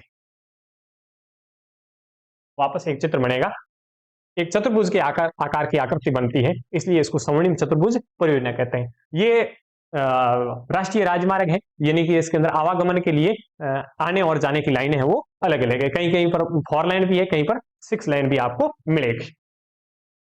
फिर उसके बाद में उत्तर दक्षिण पूर्व पश्चिम गलियारा, गलियारा को यदि कॉरिडोर भी लिख देना तो आप कंफ्यूज मत होना। उत्तर दक्षिण जो कश्मीर से लेकर के कन्याकुमारी तक है, और पूर्व पश्चिमी है जो असम का सिलचर से लेकर के गुजरात का पोरबंदर, दोनों आपस में कहां मिलते हैं, ये मिलते हैं झांसी में। और इसकी जो लंबाई उत्तर दक्षिण की लंबाई है वो रहेगी आपकी 4016 किलोमीटर, और फिर पूर्व पश्चिम का गलियारी की लंबाई है 3640 किलोमीटर। कुल इकहत्तर सौ इस प्रकार की कुछ लंबाई होगी, दोनों को जोड़ करके आप देख लेना। 7300 का इनका लक्ष्य था और इतनी इनको मिली थी लक्ष्य जो प्राप्त करने के लिए, इस प्रकार से। फिर यमुना नदी में प्रदूषण के प्रमुख कारण कौन कौन से? तो यमुना नदी के प्रदूषण का प्रमुख कारण रहेगा, वो रहेगा एक तो दिल्ली औद्योगिक क्षेत्र हो गया, और वाराणसी, और ये हरिद्वार है, नहीं हरिद्वार नहीं, वो गलत बोल रहा हूं मैं, अरे भैया हरियाणा के कीटनाशक क्षेत्र है। लेकिन सबसे बड़ा जो इसका कारण है ना, वो इसके तट के ऊपर मांस के कारखाने अधिक है, ये सबसे बड़ा कारण है। हाँ हरियाणा वाले कीटनाशक वाले भी सही बात है आपकी, लेकिन जो यहाँ इसके तट के ऊपर ऐसे शहर स्थापित किए गए हैं, यानी कि मांस की मंडी अधिक होने के कारण, उससे ज्यादा चमड़ा उद्योग, यानी कि मांस की मंडी मतलब इसको बोला जाए तो सीधे चमड़े उद्योग के कारण यमुना नदी है वो प्रदूषित हो जाती है। और धार्मिक केंद्र भी है, अभी प्रयागराज लगा था, उसमें भी यमुना नदी थी, तो धार्मिक उद्देश्य की वजह से भी आप बोल सकते हो। अगला क्वेश्चन, चौथा क्वेश्चन है अपना, नव निश्चयवाद अथवा रुको और जाओ निश्चयवाद, अच्छा दोनों एक ही है। नव निश्चयवाद बोले या रुको और जाओ निश्चयवाद बोले, दोनों एक ही है। क्या है इसका? वर्तमान परिस्थितियों के अनुसार प्रशिक्षण करते हुए टिप्पणी लीजिए। मैंने आपको ज्ञान अवबोध वाला वो लिखवाया था ना, उसमें मैंने बताया। तो इसमें क्या करना है, वर्तमान परिस्थिति क्यों है, रुको और जाओ की जो विशेषता क्या होती है, विकास ऐसा करना है न तो भावी पीढ़ियों को नुकसान हो और न वर्तमान पीढ़ियों के लिए क्या हो जाए, कमी आ जाए, इस प्रकार का नहीं करना आपको। रुको और उसको मतलब नियमों समझो, इस प्रकार का विकास करो। तो इसकी तुलना रुको और जाओ में क्या बोला है बताए, ट्रैफिक सिग्नल से तुलना की थी। ग्रिफिथ टेलर इसके प्रतिपादक थे। तो आप इतनी सारी बातें लिखोगे तो भी आप मान लेंगे, लेकिन आपका इनका मेन क्वेश्चन क्या है, वर्तमान परिस्थितियों में इसकी टिप्पणी करनी है। तो आपको ये बताना है कि भाई हम किसी भी उद्योग को स्थापित करने के लिए सतत पोषणीय विकास का ध्यान रखेंगे, और ऐसा विकास करेंगे जिससे न तो प्रकृति को ज्यादा नुकसान हो और अपनी आवश्यकताओं की पूर्ति हो जाए। इस प्रकार से आप इसको लिखते तो भी इसका सही आंसर हो जाता। निश्चयवाद और नव निश्चयवाद में आप कंफ्यूज होंगे, आप ध्यान रख लेना, निश्चयवाद नव निश्चयवाद। एक और क्वेश्चन आता है, मानव का प्रकृतिकरण, प्रकृति का मानवीकरण, ये भी आप कंफ्यूजिंग वाला क्वेश्चन है, पहले से ही मैं बोल रहा हूं, आप इनको दोनों को वापस पढ़ना है। एक में मानव का प्रकृतिकरण हो रहा है, यानी कि मानव किसके अनुसार रह रहा है, प्रकृति के अनुसार। दूसरे क्या है, प्रकृति का मानवीकरण, यानी कि प्रकृति वो किसके अनुसार आ गई है, मानव के अनुसार। जहां मानव स्वतंत्र हो जाता है प्रकृति का मानवीकरण के अंदर, और मानव का प्रकृतिकरण के अंदर स्वतंत्र हो जाता है। हालांकि बोलने से आपको नहीं समझ में आ रहा है, आपको लिखा हुआ देखने से ही समझ में आएगा, तो एक बार आप कॉपी में देख लेना। फिर वृद्धि और विकास के उदाहरण सहित अंतर समझिए। वृद्धि और विकास का उदाहरण सहित, वृद्धि है वो हमेशा मात्रात्मक होती है, जबकि विकास है वो गुणात्मक भी हो सकता है। और उदाहरण सहित आपने एक किताब में उदाहरण दिया नगर का, जिसकी जनसंख्या 1 लाख से 2 लाख हो गई है। फिर यदि उसने कुछ विकास की जो बुनियादी सुविधाओं का वृद्धि नहीं की है, तो वो वृद्धि केवल वृद्धि ही थी। और विकास के अंदर उन्होंने यदि बुनियादी सुविधाओं का विकास करते हुए वृद्धि की है, तो वो क्या कहलाती है, विकास कहला जाता है उसमें। हाँ, विकास केवल धनात्मक भी हो सकता है, वृद्धि धनात्मक भी हो सकती है, ऋणात्मक भी हो सकती है। जैसे यहाँ पर जनसंख्या में मतलब क्लास में 15 लोग हो आप, और 15 में से 5 बाहर चले गए, तो आपकी ये वृद्धि है वो ऋणात्मक भी हो सकती है, इस प्रकार से। अब मानव विकास का मापन क्या है, मानव विकास का मापन है वो क्या है, इसका मानव विकास का मापन है वो HDI करती है, इसकी रिपोर्ट है वो HDI है, और 0 से लेकर के 1 के बीच में होता है। ये 3 चीजों के ऊपर होता है, ये सबसे इंपॉर्टेंट बात है। मानव विकास के मापन के अंदर 3 ही चीजें होती है। एक तो होती है शिक्षा, दूसरी है प्रति व्यक्ति आय, व्यक्ति आय, और तीसरी रहेगी जीवन प्रत्याशा। ये तीन तीन चीजों के आधार पर मानव विकास का मापन किया जाता है। आगे वाला क्वेश्चन है, पतन, क्वेश्चन छोड़त नहीं है, सही है। पतन अंतरराष्ट्रीय व्यापार के प्रवेश द्वार है, स्पष्ट कीजिए। पतन है वो अंतरराष्ट्रीय व्यापार के प्रवेश द्वार किस प्रकार का जाता है। जहां की अपन ने अंतरराष्ट्रीय व्यापार वाले पार्ट में पढ़ा था कि व्यापार करने के लिए जो अधिक भारी वाली वस्तुएं हैं, उसके लिए जल परिवहन है वो सबसे सस्ता साधन है, और वायु परिवहन से इतना ज्यादा व्यापार करना संभव नहीं है। तो सबसे ज्यादा जो व्यापार करने के लिए कौन से परिवहन का उपयोग करते हैं अपन, जल परिवहन का। और जल परिवहन का प्रयोग करेंगे तो जिस जगह से जहां मतलब वस्तुओं को इकट्ठा किया जाता है और बाजार में बेचने के लिए भेजा जाता है, उस जगह को क्या बोला जाता है, बंदरगाह। तो बंदरगाह है या फिर पतन है, उस वो क्या कहलाते हैं, अंतरराष्ट्रीय व्यापार के प्रवेश द्वार, यानी कि जहां से व्यापार शुरू होता है, प्रवेश द्वार, दरवाजा है। ठीक है, इस प्रकार से आप इसका कर सकते थे हल। फिर भारतीय कृषि की अनियमितता मानसून पर निर्भरता के बदलते प्रारूप का परीक्षण कीजिए। क्वेश्चन बहुत ढंग के क्वेश्चन थे ये भी। भारतीय कृषि की अनियमित मानसून पर निर्भरता थी। पहले के क्या बोल रहा है, भारतीय कृषि की पहले नियमितता किसके ऊपर थी, अनियमित मानसून के ऊपर नियमितता थी। लेकिन अब उसका प्रारूप क्या हो गया, धीरे धीरे बदल रहा है। उसका परीक्षण करते हुए आप अध्ययन कीजिए।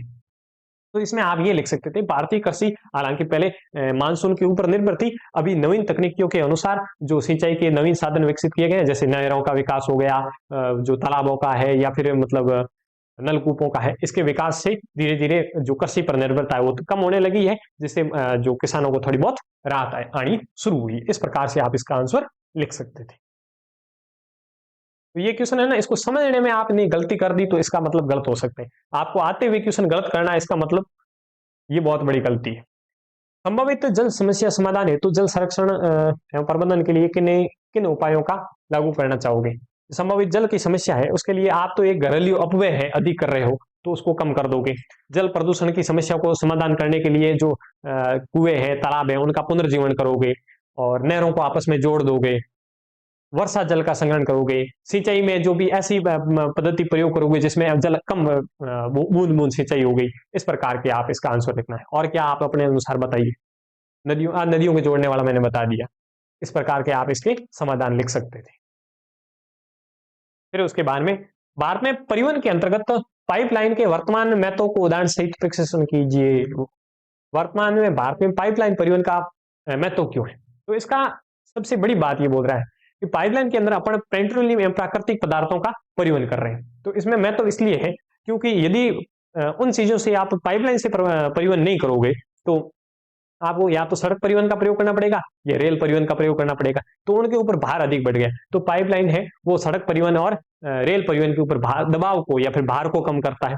दूसरा, जो मतलब एक बार खर्च होने के बाद में इसको आसानी से परिवहन किया जा सकता है, उसमें किसी भी प्रकार की नुकसान की संभावना नहीं है। इस प्रकार से आप इसके आंसर लिख सकते हो। भारत में परिवहन के अंतर्गत पाइपलाइन के वर्तमान में तो ये इस प्रकार से आप इसको आंसर लिखना था। फिर है नमामि गंगे कार्यक्रम की आवश्यकता पर टिप्पणी। नमामि गंगे इंपोर्टेंट क्वेश्चन है। नमामि गंगे कार्यक्रम की आवश्यकता क्यों है, ऐसा कार्यक्रम चलाने की क्यों आवश्यकता, क्योंकि गंगा नदी है वो प्रदूषित हो रही है, इस वजह से इसको कार्यक्रम को चलाया गया है। इस कार्यक्रम के अंतर्गत ऐसे गंगा ग्राम विकसित किए गए। उनको बोला गया आप यदि गंगा नदी को साफ रखोगे तो आपको गंगा ग्राम का दर्जा दिया जाएगा, जिसमें आपको अतिरिक्त लाभ मिलेगा, अतिरिक्त जो वह है खर्च करने के लिए पैसे दिए जाएंगे। उसके अलावा इसमें एक जो जल की मतलब फालतू चीजें इसके अंदर नहीं डालें, इस प्रकार से योजनाएं चलती है इसमें गंगा नमामि गंगे कार्यक्रम के अंदर। फिर उसके बाद में 12वां क्वेश्चन है, निर्वाह कृषि को परिभाषित करते हुए इसके प्रकारों का वर्णन कीजिए। निर्वाह कृषि के प्रकार दो प्रकार के हैं। देखो, निर्वाह शब्द का अर्थ क्या होता है, यानी कि जीवन का निर्वाह करना। आपका केवल और केवल खाने का उद्देश्य है, व्यापार करने का उद्देश्य नहीं है। और इस प्रकार की कृषि कितने प्रकार की होती है, दो प्रकार की होती है। एक होती है आदिमकालीन निर्वाह कृषि, आदिमकालीन निर्वाह कृषि, निर्वाह कृषि। फिर उसके बाद में दूसरी अभी जो प्रचलन में आई है वो आई है गहन निर्वाह कृषि। वापस से गहन निर्वाह कृषि के भी दो प्रकार हो जाएंगे।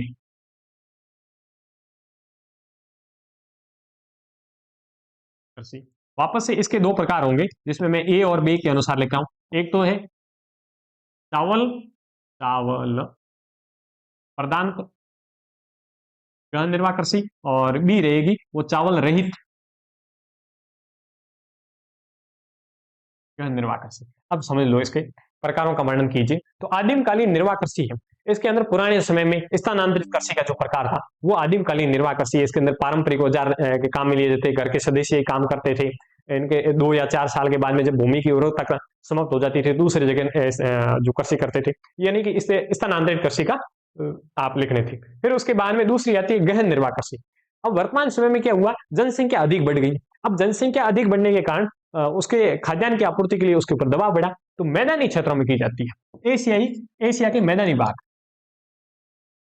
एशिया का मैदानी भाग उसके अंदर इस प्रकार की कृषि की जाती है। इसमें क्या होगा, इसके अंदर परिवार के सदस्य ही काम करेंगे और हरी खाद का भी प्रयोग करेंगे, साथ साथ में कभी कभी रासायनिक खाद का भी प्रयोग कर लेते हैं। और कृषि औजार है वो भी पारंपरिक औजार ही उपयोग में लेंगे, न कि खेतों का आकार इसके अंदर छोटा होगा। अब देखो व्यापारिक कृषि होगा तो खेतों का आकार बड़ा हो जाएगा, जबकि निर्वाह कृषि का उद्देश्य से कर रहे हैं तो इसका मतलब खेतों का आकार छोटा होगा, कम पूंजी की आवश्यकता रहेगी। इस प्रकार से इसको लिख सकते हैं। फिर उसके बाद में चावल प्रदान में केवल और केवल चावल की खेती की जाती है, और चावल रहित में तो भौगोलिक परिस्थितियों के कारण चावल की खेती करना संभव नहीं है। इस वजह से अपन किसकी खेती कर देते हैं, बाजरा है, गेहूं है, ज्वार है, मक्का है, इनकी खेती करते हैं, तो चावल रहित कृषि। इस प्रकार से ये बड़ा क्वेश्चन है। अब इनमें आप छोड़ना कुछ मत, ऐसे क्वेश्चन आ जाए ना 4-4 नंबर के अपने क्वेश्चन, 3-3 नंबर के। भूगोल में 3 नंबर वाला क्वेश्चन मतलब बहुत बड़ा क्वेश्चन है, क्योंकि आधे आधे नंबर के तो क्वेश्चन आते हैं यहाँ। तो 3 नंबर का क्वेश्चन है, आप इसका मतलब समझना मत कि आधा पेज कर दिया आपको नंबर मिल जाएंगे, यानी इसको कुछ भी छोड़ना नहीं है, आपको पूरा पूरा वर्णन करना है। फिर एक कच्चे माल आधारित, मैंने तो 5 पढ़े हैं, आपकी बुक में शायद 4 ही है या 5 है, जिसके अंदर मैं पहला बार बता देता हूँ। एक तो कृषि आधारित, कच्चे माल के आधारित में पहला हो जाएगा कृषि। दूसरा होता है वन आधारित। तीसरा पशु आधारित। चौथा खनिज आधारित। और पांचवा है रसायन आधारित। अब इसमें क्या होगा, कृषि आधारित में कच्चा माल कहां से मिलेगा, कृषि क्षेत्र से मिलेगा। वनों से, वन आधारित में क्या हो जाएगा, कच्चा माल कहां से प्राप्त होगा, वनों से प्राप्त होगा। पशु आधारित में कच्चा माल वनों पशुओं से प्राप्त होगा। खनिज आधारित में खनिजों से, और रसायन आधारित में रसायनों से प्राप्त होता है। इस प्रकार से आप इसको वर्णन कर सकते थे, पांचों का आप वर्णन करना था। आगे अगला क्वेश्चन है कपास, गेहूं एवं कपास की भौगोलिक परिस्थितियां। आप तो मैं अभी बता रहा हूं, और फिर आप मेरे को वार्षिक परीक्षा के तो समय आप याद करोगे। गेहूं कपास तो 2 लिखी हुई है ही आपके, इसके अलावा आपको याद करनी है चाय की। फिर उसके बाद में एक याद करनी है गेहूं और कपास, चावल, चावल मक्का, बस। गेहूं, कपास, चाय, चावल, मक्का, इन चारों की, नहीं पांचों की, आप भौगोलिक परिस्थितियों का वर्णन और उत्पादक क्षेत्रों को आप रट लो एकदम से। ये फिक्स है, इन पांचों में से आपके इसके पांचों के आसपास का क्वेश्चन रहेगा। अब पढ़ लेते हैं अपन गेहूं की और कपास की। गेहूं के अंदर है ना, वो आपके रहेगा, वो क्या लिखा हुआ है मेरे, ये रहा। गेहूं के अंदर जो तापमान की आवश्यकता है, पहले तो तापमान रहना चाहिए 10 डिग्री सेल्सियस से लेकर के 15 डिग्री सेल्सियस, क्या रहना चाहिए, तापमान। फिर उसके बारे में दूसरा रहता है वर्षा की मात्रा। तो वर्षा कितनी रहनी चाहिए, 75 सेंटीमीटर से लेकर के 75 सेंटीमीटर से लेकर के 100 सेंटीमीटर वर्षा होनी चाहिए। फिर उसके अलावा क्या होनी चाहिए, मिट्टी किस प्रकार की होनी चाहिए, जलोढ़ या दोमट मिट्टी। तो जलोढ़, या तो आप लिख सकते हो दोमट मिट्टी। शीतोष्णीय भाग में ये उत्पादित किया जाता है। फिर उसके बाद में इसके उत्पादक क्षेत्र भी पूछा है, तो ये मैदानी भाग वाले सारे राज्य लिख देना, जैसे पंजाब लिखना, हरियाणा लिखना, उत्तर प्रदेश लिखना, बिहार लिखना है आपको, और ऊपरी राजस्थान भी, हाँ सही बात है। और इस प्रकार से आपको मैदानी भाग वाले क्षेत्र लिखने थे। फिर उसके बाद में कपास वाले में क्या है, कपास में इसमें 10 से 15 डिग्री है, तो उसमें कितना होगा, उससे 20 से लेकर के 30 डिग्री सेल्सियस तापमान कितना रहे, 20 डिग्री से लेकर के 30 डिग्री सेल्सियस से लेकर के 30 डिग्री सेल्सियस तापमान रहेगा। और अगला वर्षा, 50 से 70 सेंटीमीटर वर्षा चाहिए इसको, 50 से 70 सेंटीमीटर वर्षा चाहिए इसको, 70 सेंटीमीटर वर्षा। और मृदा, मृदा किस प्रकार की चाहिए इसमें, काली मृदा। और भारत में काली मृदा कहाँ पाई जाती है, जो आपका महाराष्ट्र वाला भाग है, आंध्र प्रदेश हो गया, गुजरात का दक्षिणी भाग हो गया, तमिलनाडु, जो कर्नाटक, इन वाले भागों में किसकी कृषि की जाती है। और भी है, जो हरियाणा के अंदर भी की जाती है, उत्तर प्रदेश के अंदर भी की जाती है, लेकिन उतनी नहीं की जाती। तो इसका मुख्य जो ये वाला क्षेत्र है, तो इस प्रकार से आप इसको लिख सकते थे। अब आपको कौन कौन से याद करनी है, और चाय की याद करनी है, चावल की याद करनी है, मक्का की याद करनी है। फिर जल संबंध प्रबंधन की व्याख्या कीजिए। जल संबंध प्रबंधन अर्धवार्षिक में भी ऐसा क्वेश्चन आता है, जल संबंध प्रबंधन में मतलब जल का अपन किस प्रकार से अच्छे ढंग से प्रबंधन कर सकते हैं। जल में न तो अधिक अपव्यय करना है, जल के प्रबंधन करने के तरीके, प्रति व्यक्ति जो जल की मांग है उसको किस प्रकार से बढ़ाया जा सकता है, उसके आंसर आपको लिखने थे, आप लिख सकते थे। 14 क्वेश्चन है, सतत पोषणीय विकास को प्रभावित करते हुए इसको बढ़ावा देने वाले उपायों का समीक्षात्मक वर्णन कीजिए। समीक्षा करनी है भाई, आप इसको और कौन से उपाय है, इनसे आप किस प्रकार से और अधिक सतत पोषणीय विकास कर सकते हैं। पहले तो सतत पोषणीय विकास को परिभाषित करना है। इसके क्या है, अपनी आवश्यकताओं को पूर्ति करते हुए भावी पीढ़ियों के लिए भी बना रहे इस प्रकार का विकास करना क्या कहलाता है, सतत पोषणीय विकास कहलाता है। और इसके बढ़ावा देने के लिए उपाय है वो कौन कौन से, तो मैंने ये वाली हेडिंग है ना, आपको भी यदि नहीं मिल रही है तो अपन ने जो इंदिरा गांधी वाली जो लाइन है, हेडिंग है, उसमें अपन ने लिखा हुआ है, उस जगह ये मिल रही है। हमेशा से मैं यही क्या करता हूँ, पिछली बार भी यही किया था और उससे पिछली बार भी यही किया था, मैंने सीधे इंदिरा गांधी नहर को बढ़ावा देने के उपाय लिख दिए और क्वेश्चन आ गया ये। फिर बच्चे ने कहा कि भाई आपने तो सर लिखवाया ही नहीं ये, तो मैंने कहा ये सेम की सेम है, इंदिरा गांधी नहर को बढ़ावा देने के उपाय बोल दो या सतत पोषणीय विकास को बढ़ावा देने वाले उपाय, वो वाली हेडिंग सेम है। यदि आपके भी इस प्रकार लिख रखा है तो आप उसको पढ़ लेना। आगे क्वेश्चन है, सूखा संभावित क्षेत्रीय विकास कार्यक्रम है, उसका विश्लेषणात्मक टिप्पणी करना है। ये जो एक सूखा संभावी और दूसरा एक भरमौर क्षेत्र वाला मतलब पर्वतीय विकास कार्यक्रम, इनके कार्यक्रम, उपाय, जो सुझाव और इनके उपाय, इन तीनों चीजों को आप पढ़ लेना। इन्हीं में से क्वेश्चन आने वाला है, क्वेश्चन है वो आपको इस प्रकार से मिल जाएगा। फिर उसके बाद में अपने मानचित्र रहेगा। अच्छा, और भी क्वेश्चन बच गए क्या? बहुत लंबा समय हो गया इसलिए मैं आप जल्दी जल्दी में समेट रहा हूँ क्वेश्चनों को।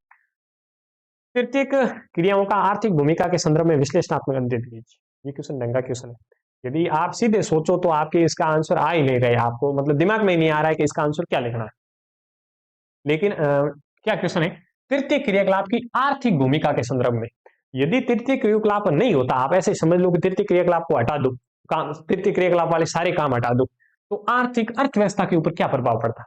अर्थव्यवस्था कमजोर आ जाती है, क्योंकि तृतीय क्रियाकलाप एक क्या करता है, सेवाएं देता है, सारे के सारे क्रियाकलापों को जोड़ के रखता है, प्राथमिक एवं द्वितीय क्रियाकलाप की कड़ी का काम करता है। यानी कि परिवहन है, किसके अंदर आता है? तृतीय क्रियाकलाप के अंदर आता है। यदि तृतीय क्रियाकलाप नहीं होता तो आप कृषि उत्पाद को उद्योगों तक पहुंचा ही नहीं पाती, तो अर्थव्यवस्था, तो दोनों उद्योगों को जोड़ने की क्रिया करता है, अर्थव्यवस्था कमजोर हो जाती है इसके ऊपर, मैं अर्थव्यवस्था में बहुत अधिक भागीदार रहता है। उसके अलावा भी मैं 4-5 और लिख लेके आया हूँ। हाँ, क्या क्या मैं लिख देता हूँ इधर इसके आंसर, क्योंकि ये मेरे को ढंग का क्वेश्चन लगा इसलिए मैंने इसके आंसर में लिख के लेके आया हूँ। क्या है? उत्पादन को बाजार से जोड़ता है, उत्पादों को बाजार से जोड़, मैंने बताया था ना, कई का काम करता है, बाजार से जोड़ता है। इसका अर्थ क्या हुआ कि जो जो भी उत्पाद प्राप्त हो रहे हैं, इन सभी उत्पादों को बाजार तक लाने और ले जाने का काम कौन कर रहा है? तृतीय क्रियाकलाप। दूसरा है पूंजी एवं वित्तीय सहायता, पूंजी एवं वित्तीय सहायता, वित्तीय सहायता। आप देखना बैंकिंग सेक्टर किस में आ रहा है? तृतीय क्रियाकलाप में आ रहा है, तो इसका मतलब पूंजी एवं वित्तीय सहायता भी कहां से मिल रही है आपको? तृतीय क्रियाकलाप से मिल रही है। फिर उसके बाद में रोजगार का सर्जन भी करता है ये, तीसरा रोजगार का सर्जन, क्योंकि खूब सारे काम इसमें भी कर रहे हैं, तो रोजगार का सर्जन, लोगों को रोजगार देता है। फिर उसके बाद में इसके हेडिंग के अंदर और आपको जो मैं बातें बोल के बता रहा हूँ वो लिखनी होती है आपको।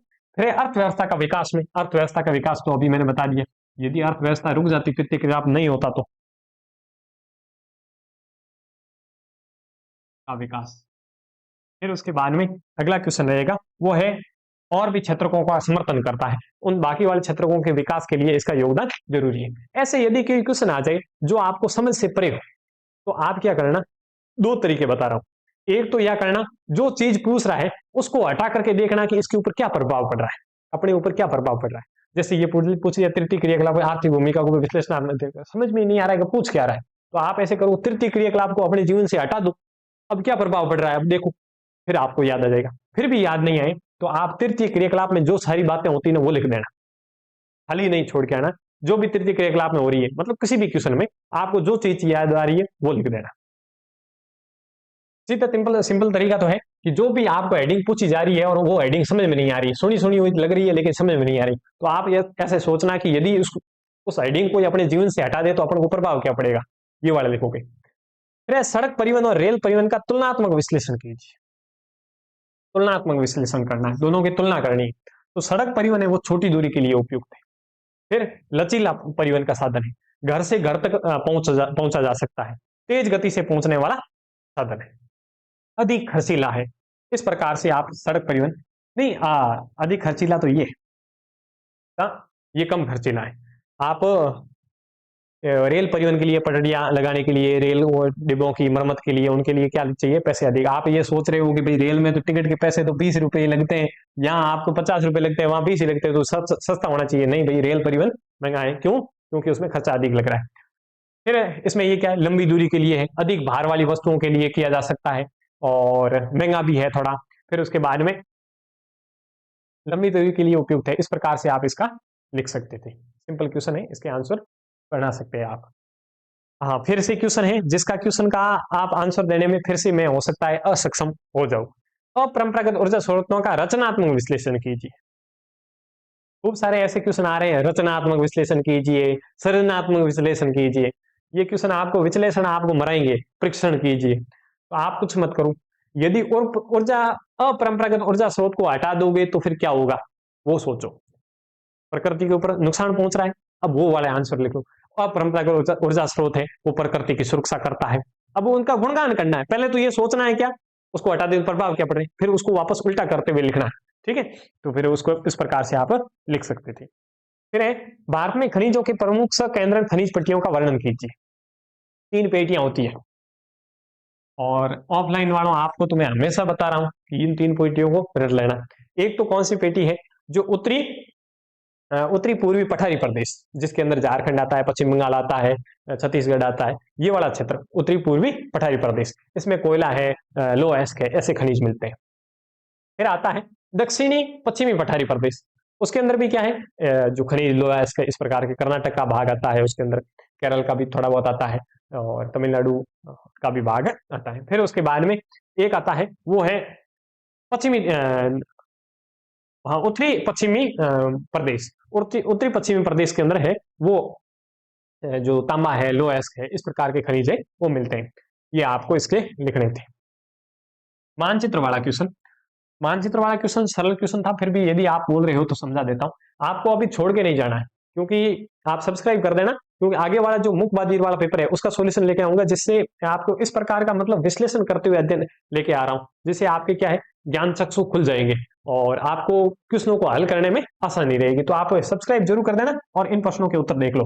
पहले तो सबसे पहले तो अपन को क्या क्या बनाना पड़ेगा, मास को बनाना पड़ेगा, वैंकूवर, अच्छा, सब बनाने पड़ेंगे। तो इधर वाला भाग, ये अलास्का वाला भाग बनाता हूँ, ये हडसन की खाड़ी, और फिर उसके बाद में फंडी की खाड़ी, और होते हुए ये इस प्रकार से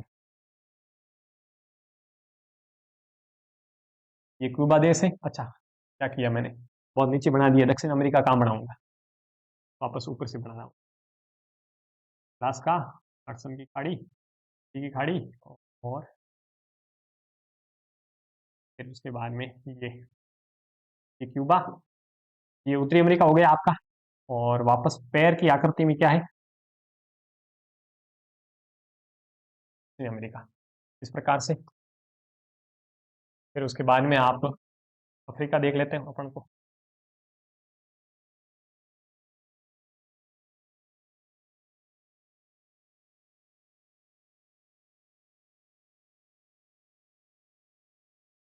फिर उसके बाद में ये मारमरा सागर हो गया, काला सागर हो गया, अजोर सागर हो गया, ये कैस्पियन सागर हो गई, और वापस यहाँ से शुरू कर देते हैं। ये फारस की खाड़ी, उधर अपने भारत आ गया, और ये म्यांमार वाला भाग आ गया, और इधर ये जापान द्वीप है, जापान का ओकिडो हंसू क्यूसू सिकोंगू द्वीप, एक और बड़ा द्वीप है इधर। फिर उसके इधर ये फिलीपाइन है, थोड़ा इधर बनाना था, मैं इधर बना रहा हूँ वापस,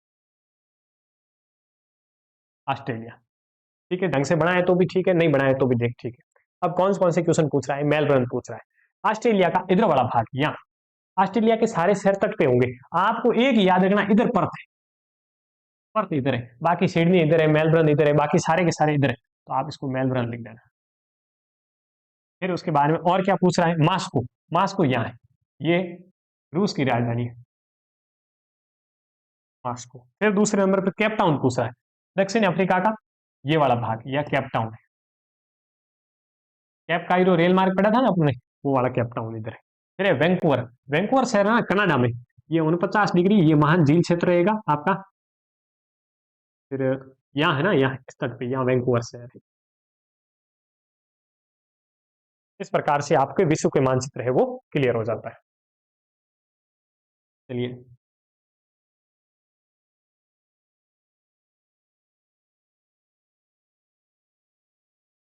आगे क्वेश्चन है, अगला क्या क्वेश्चन रहेगा आपका?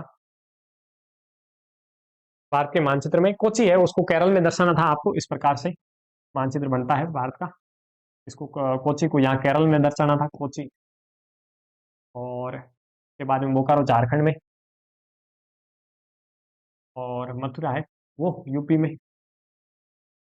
फिर उसके बाद में भीलवाड़ा इधर राजस्थान में, इधर इधर दर्शा देते भीलवाड़ा। इस प्रकार से आपका ये पेपर सॉल्यूशन कंप्लीट होता है, और सब्सक्राइब जरूर कर देना। धन्यवाद।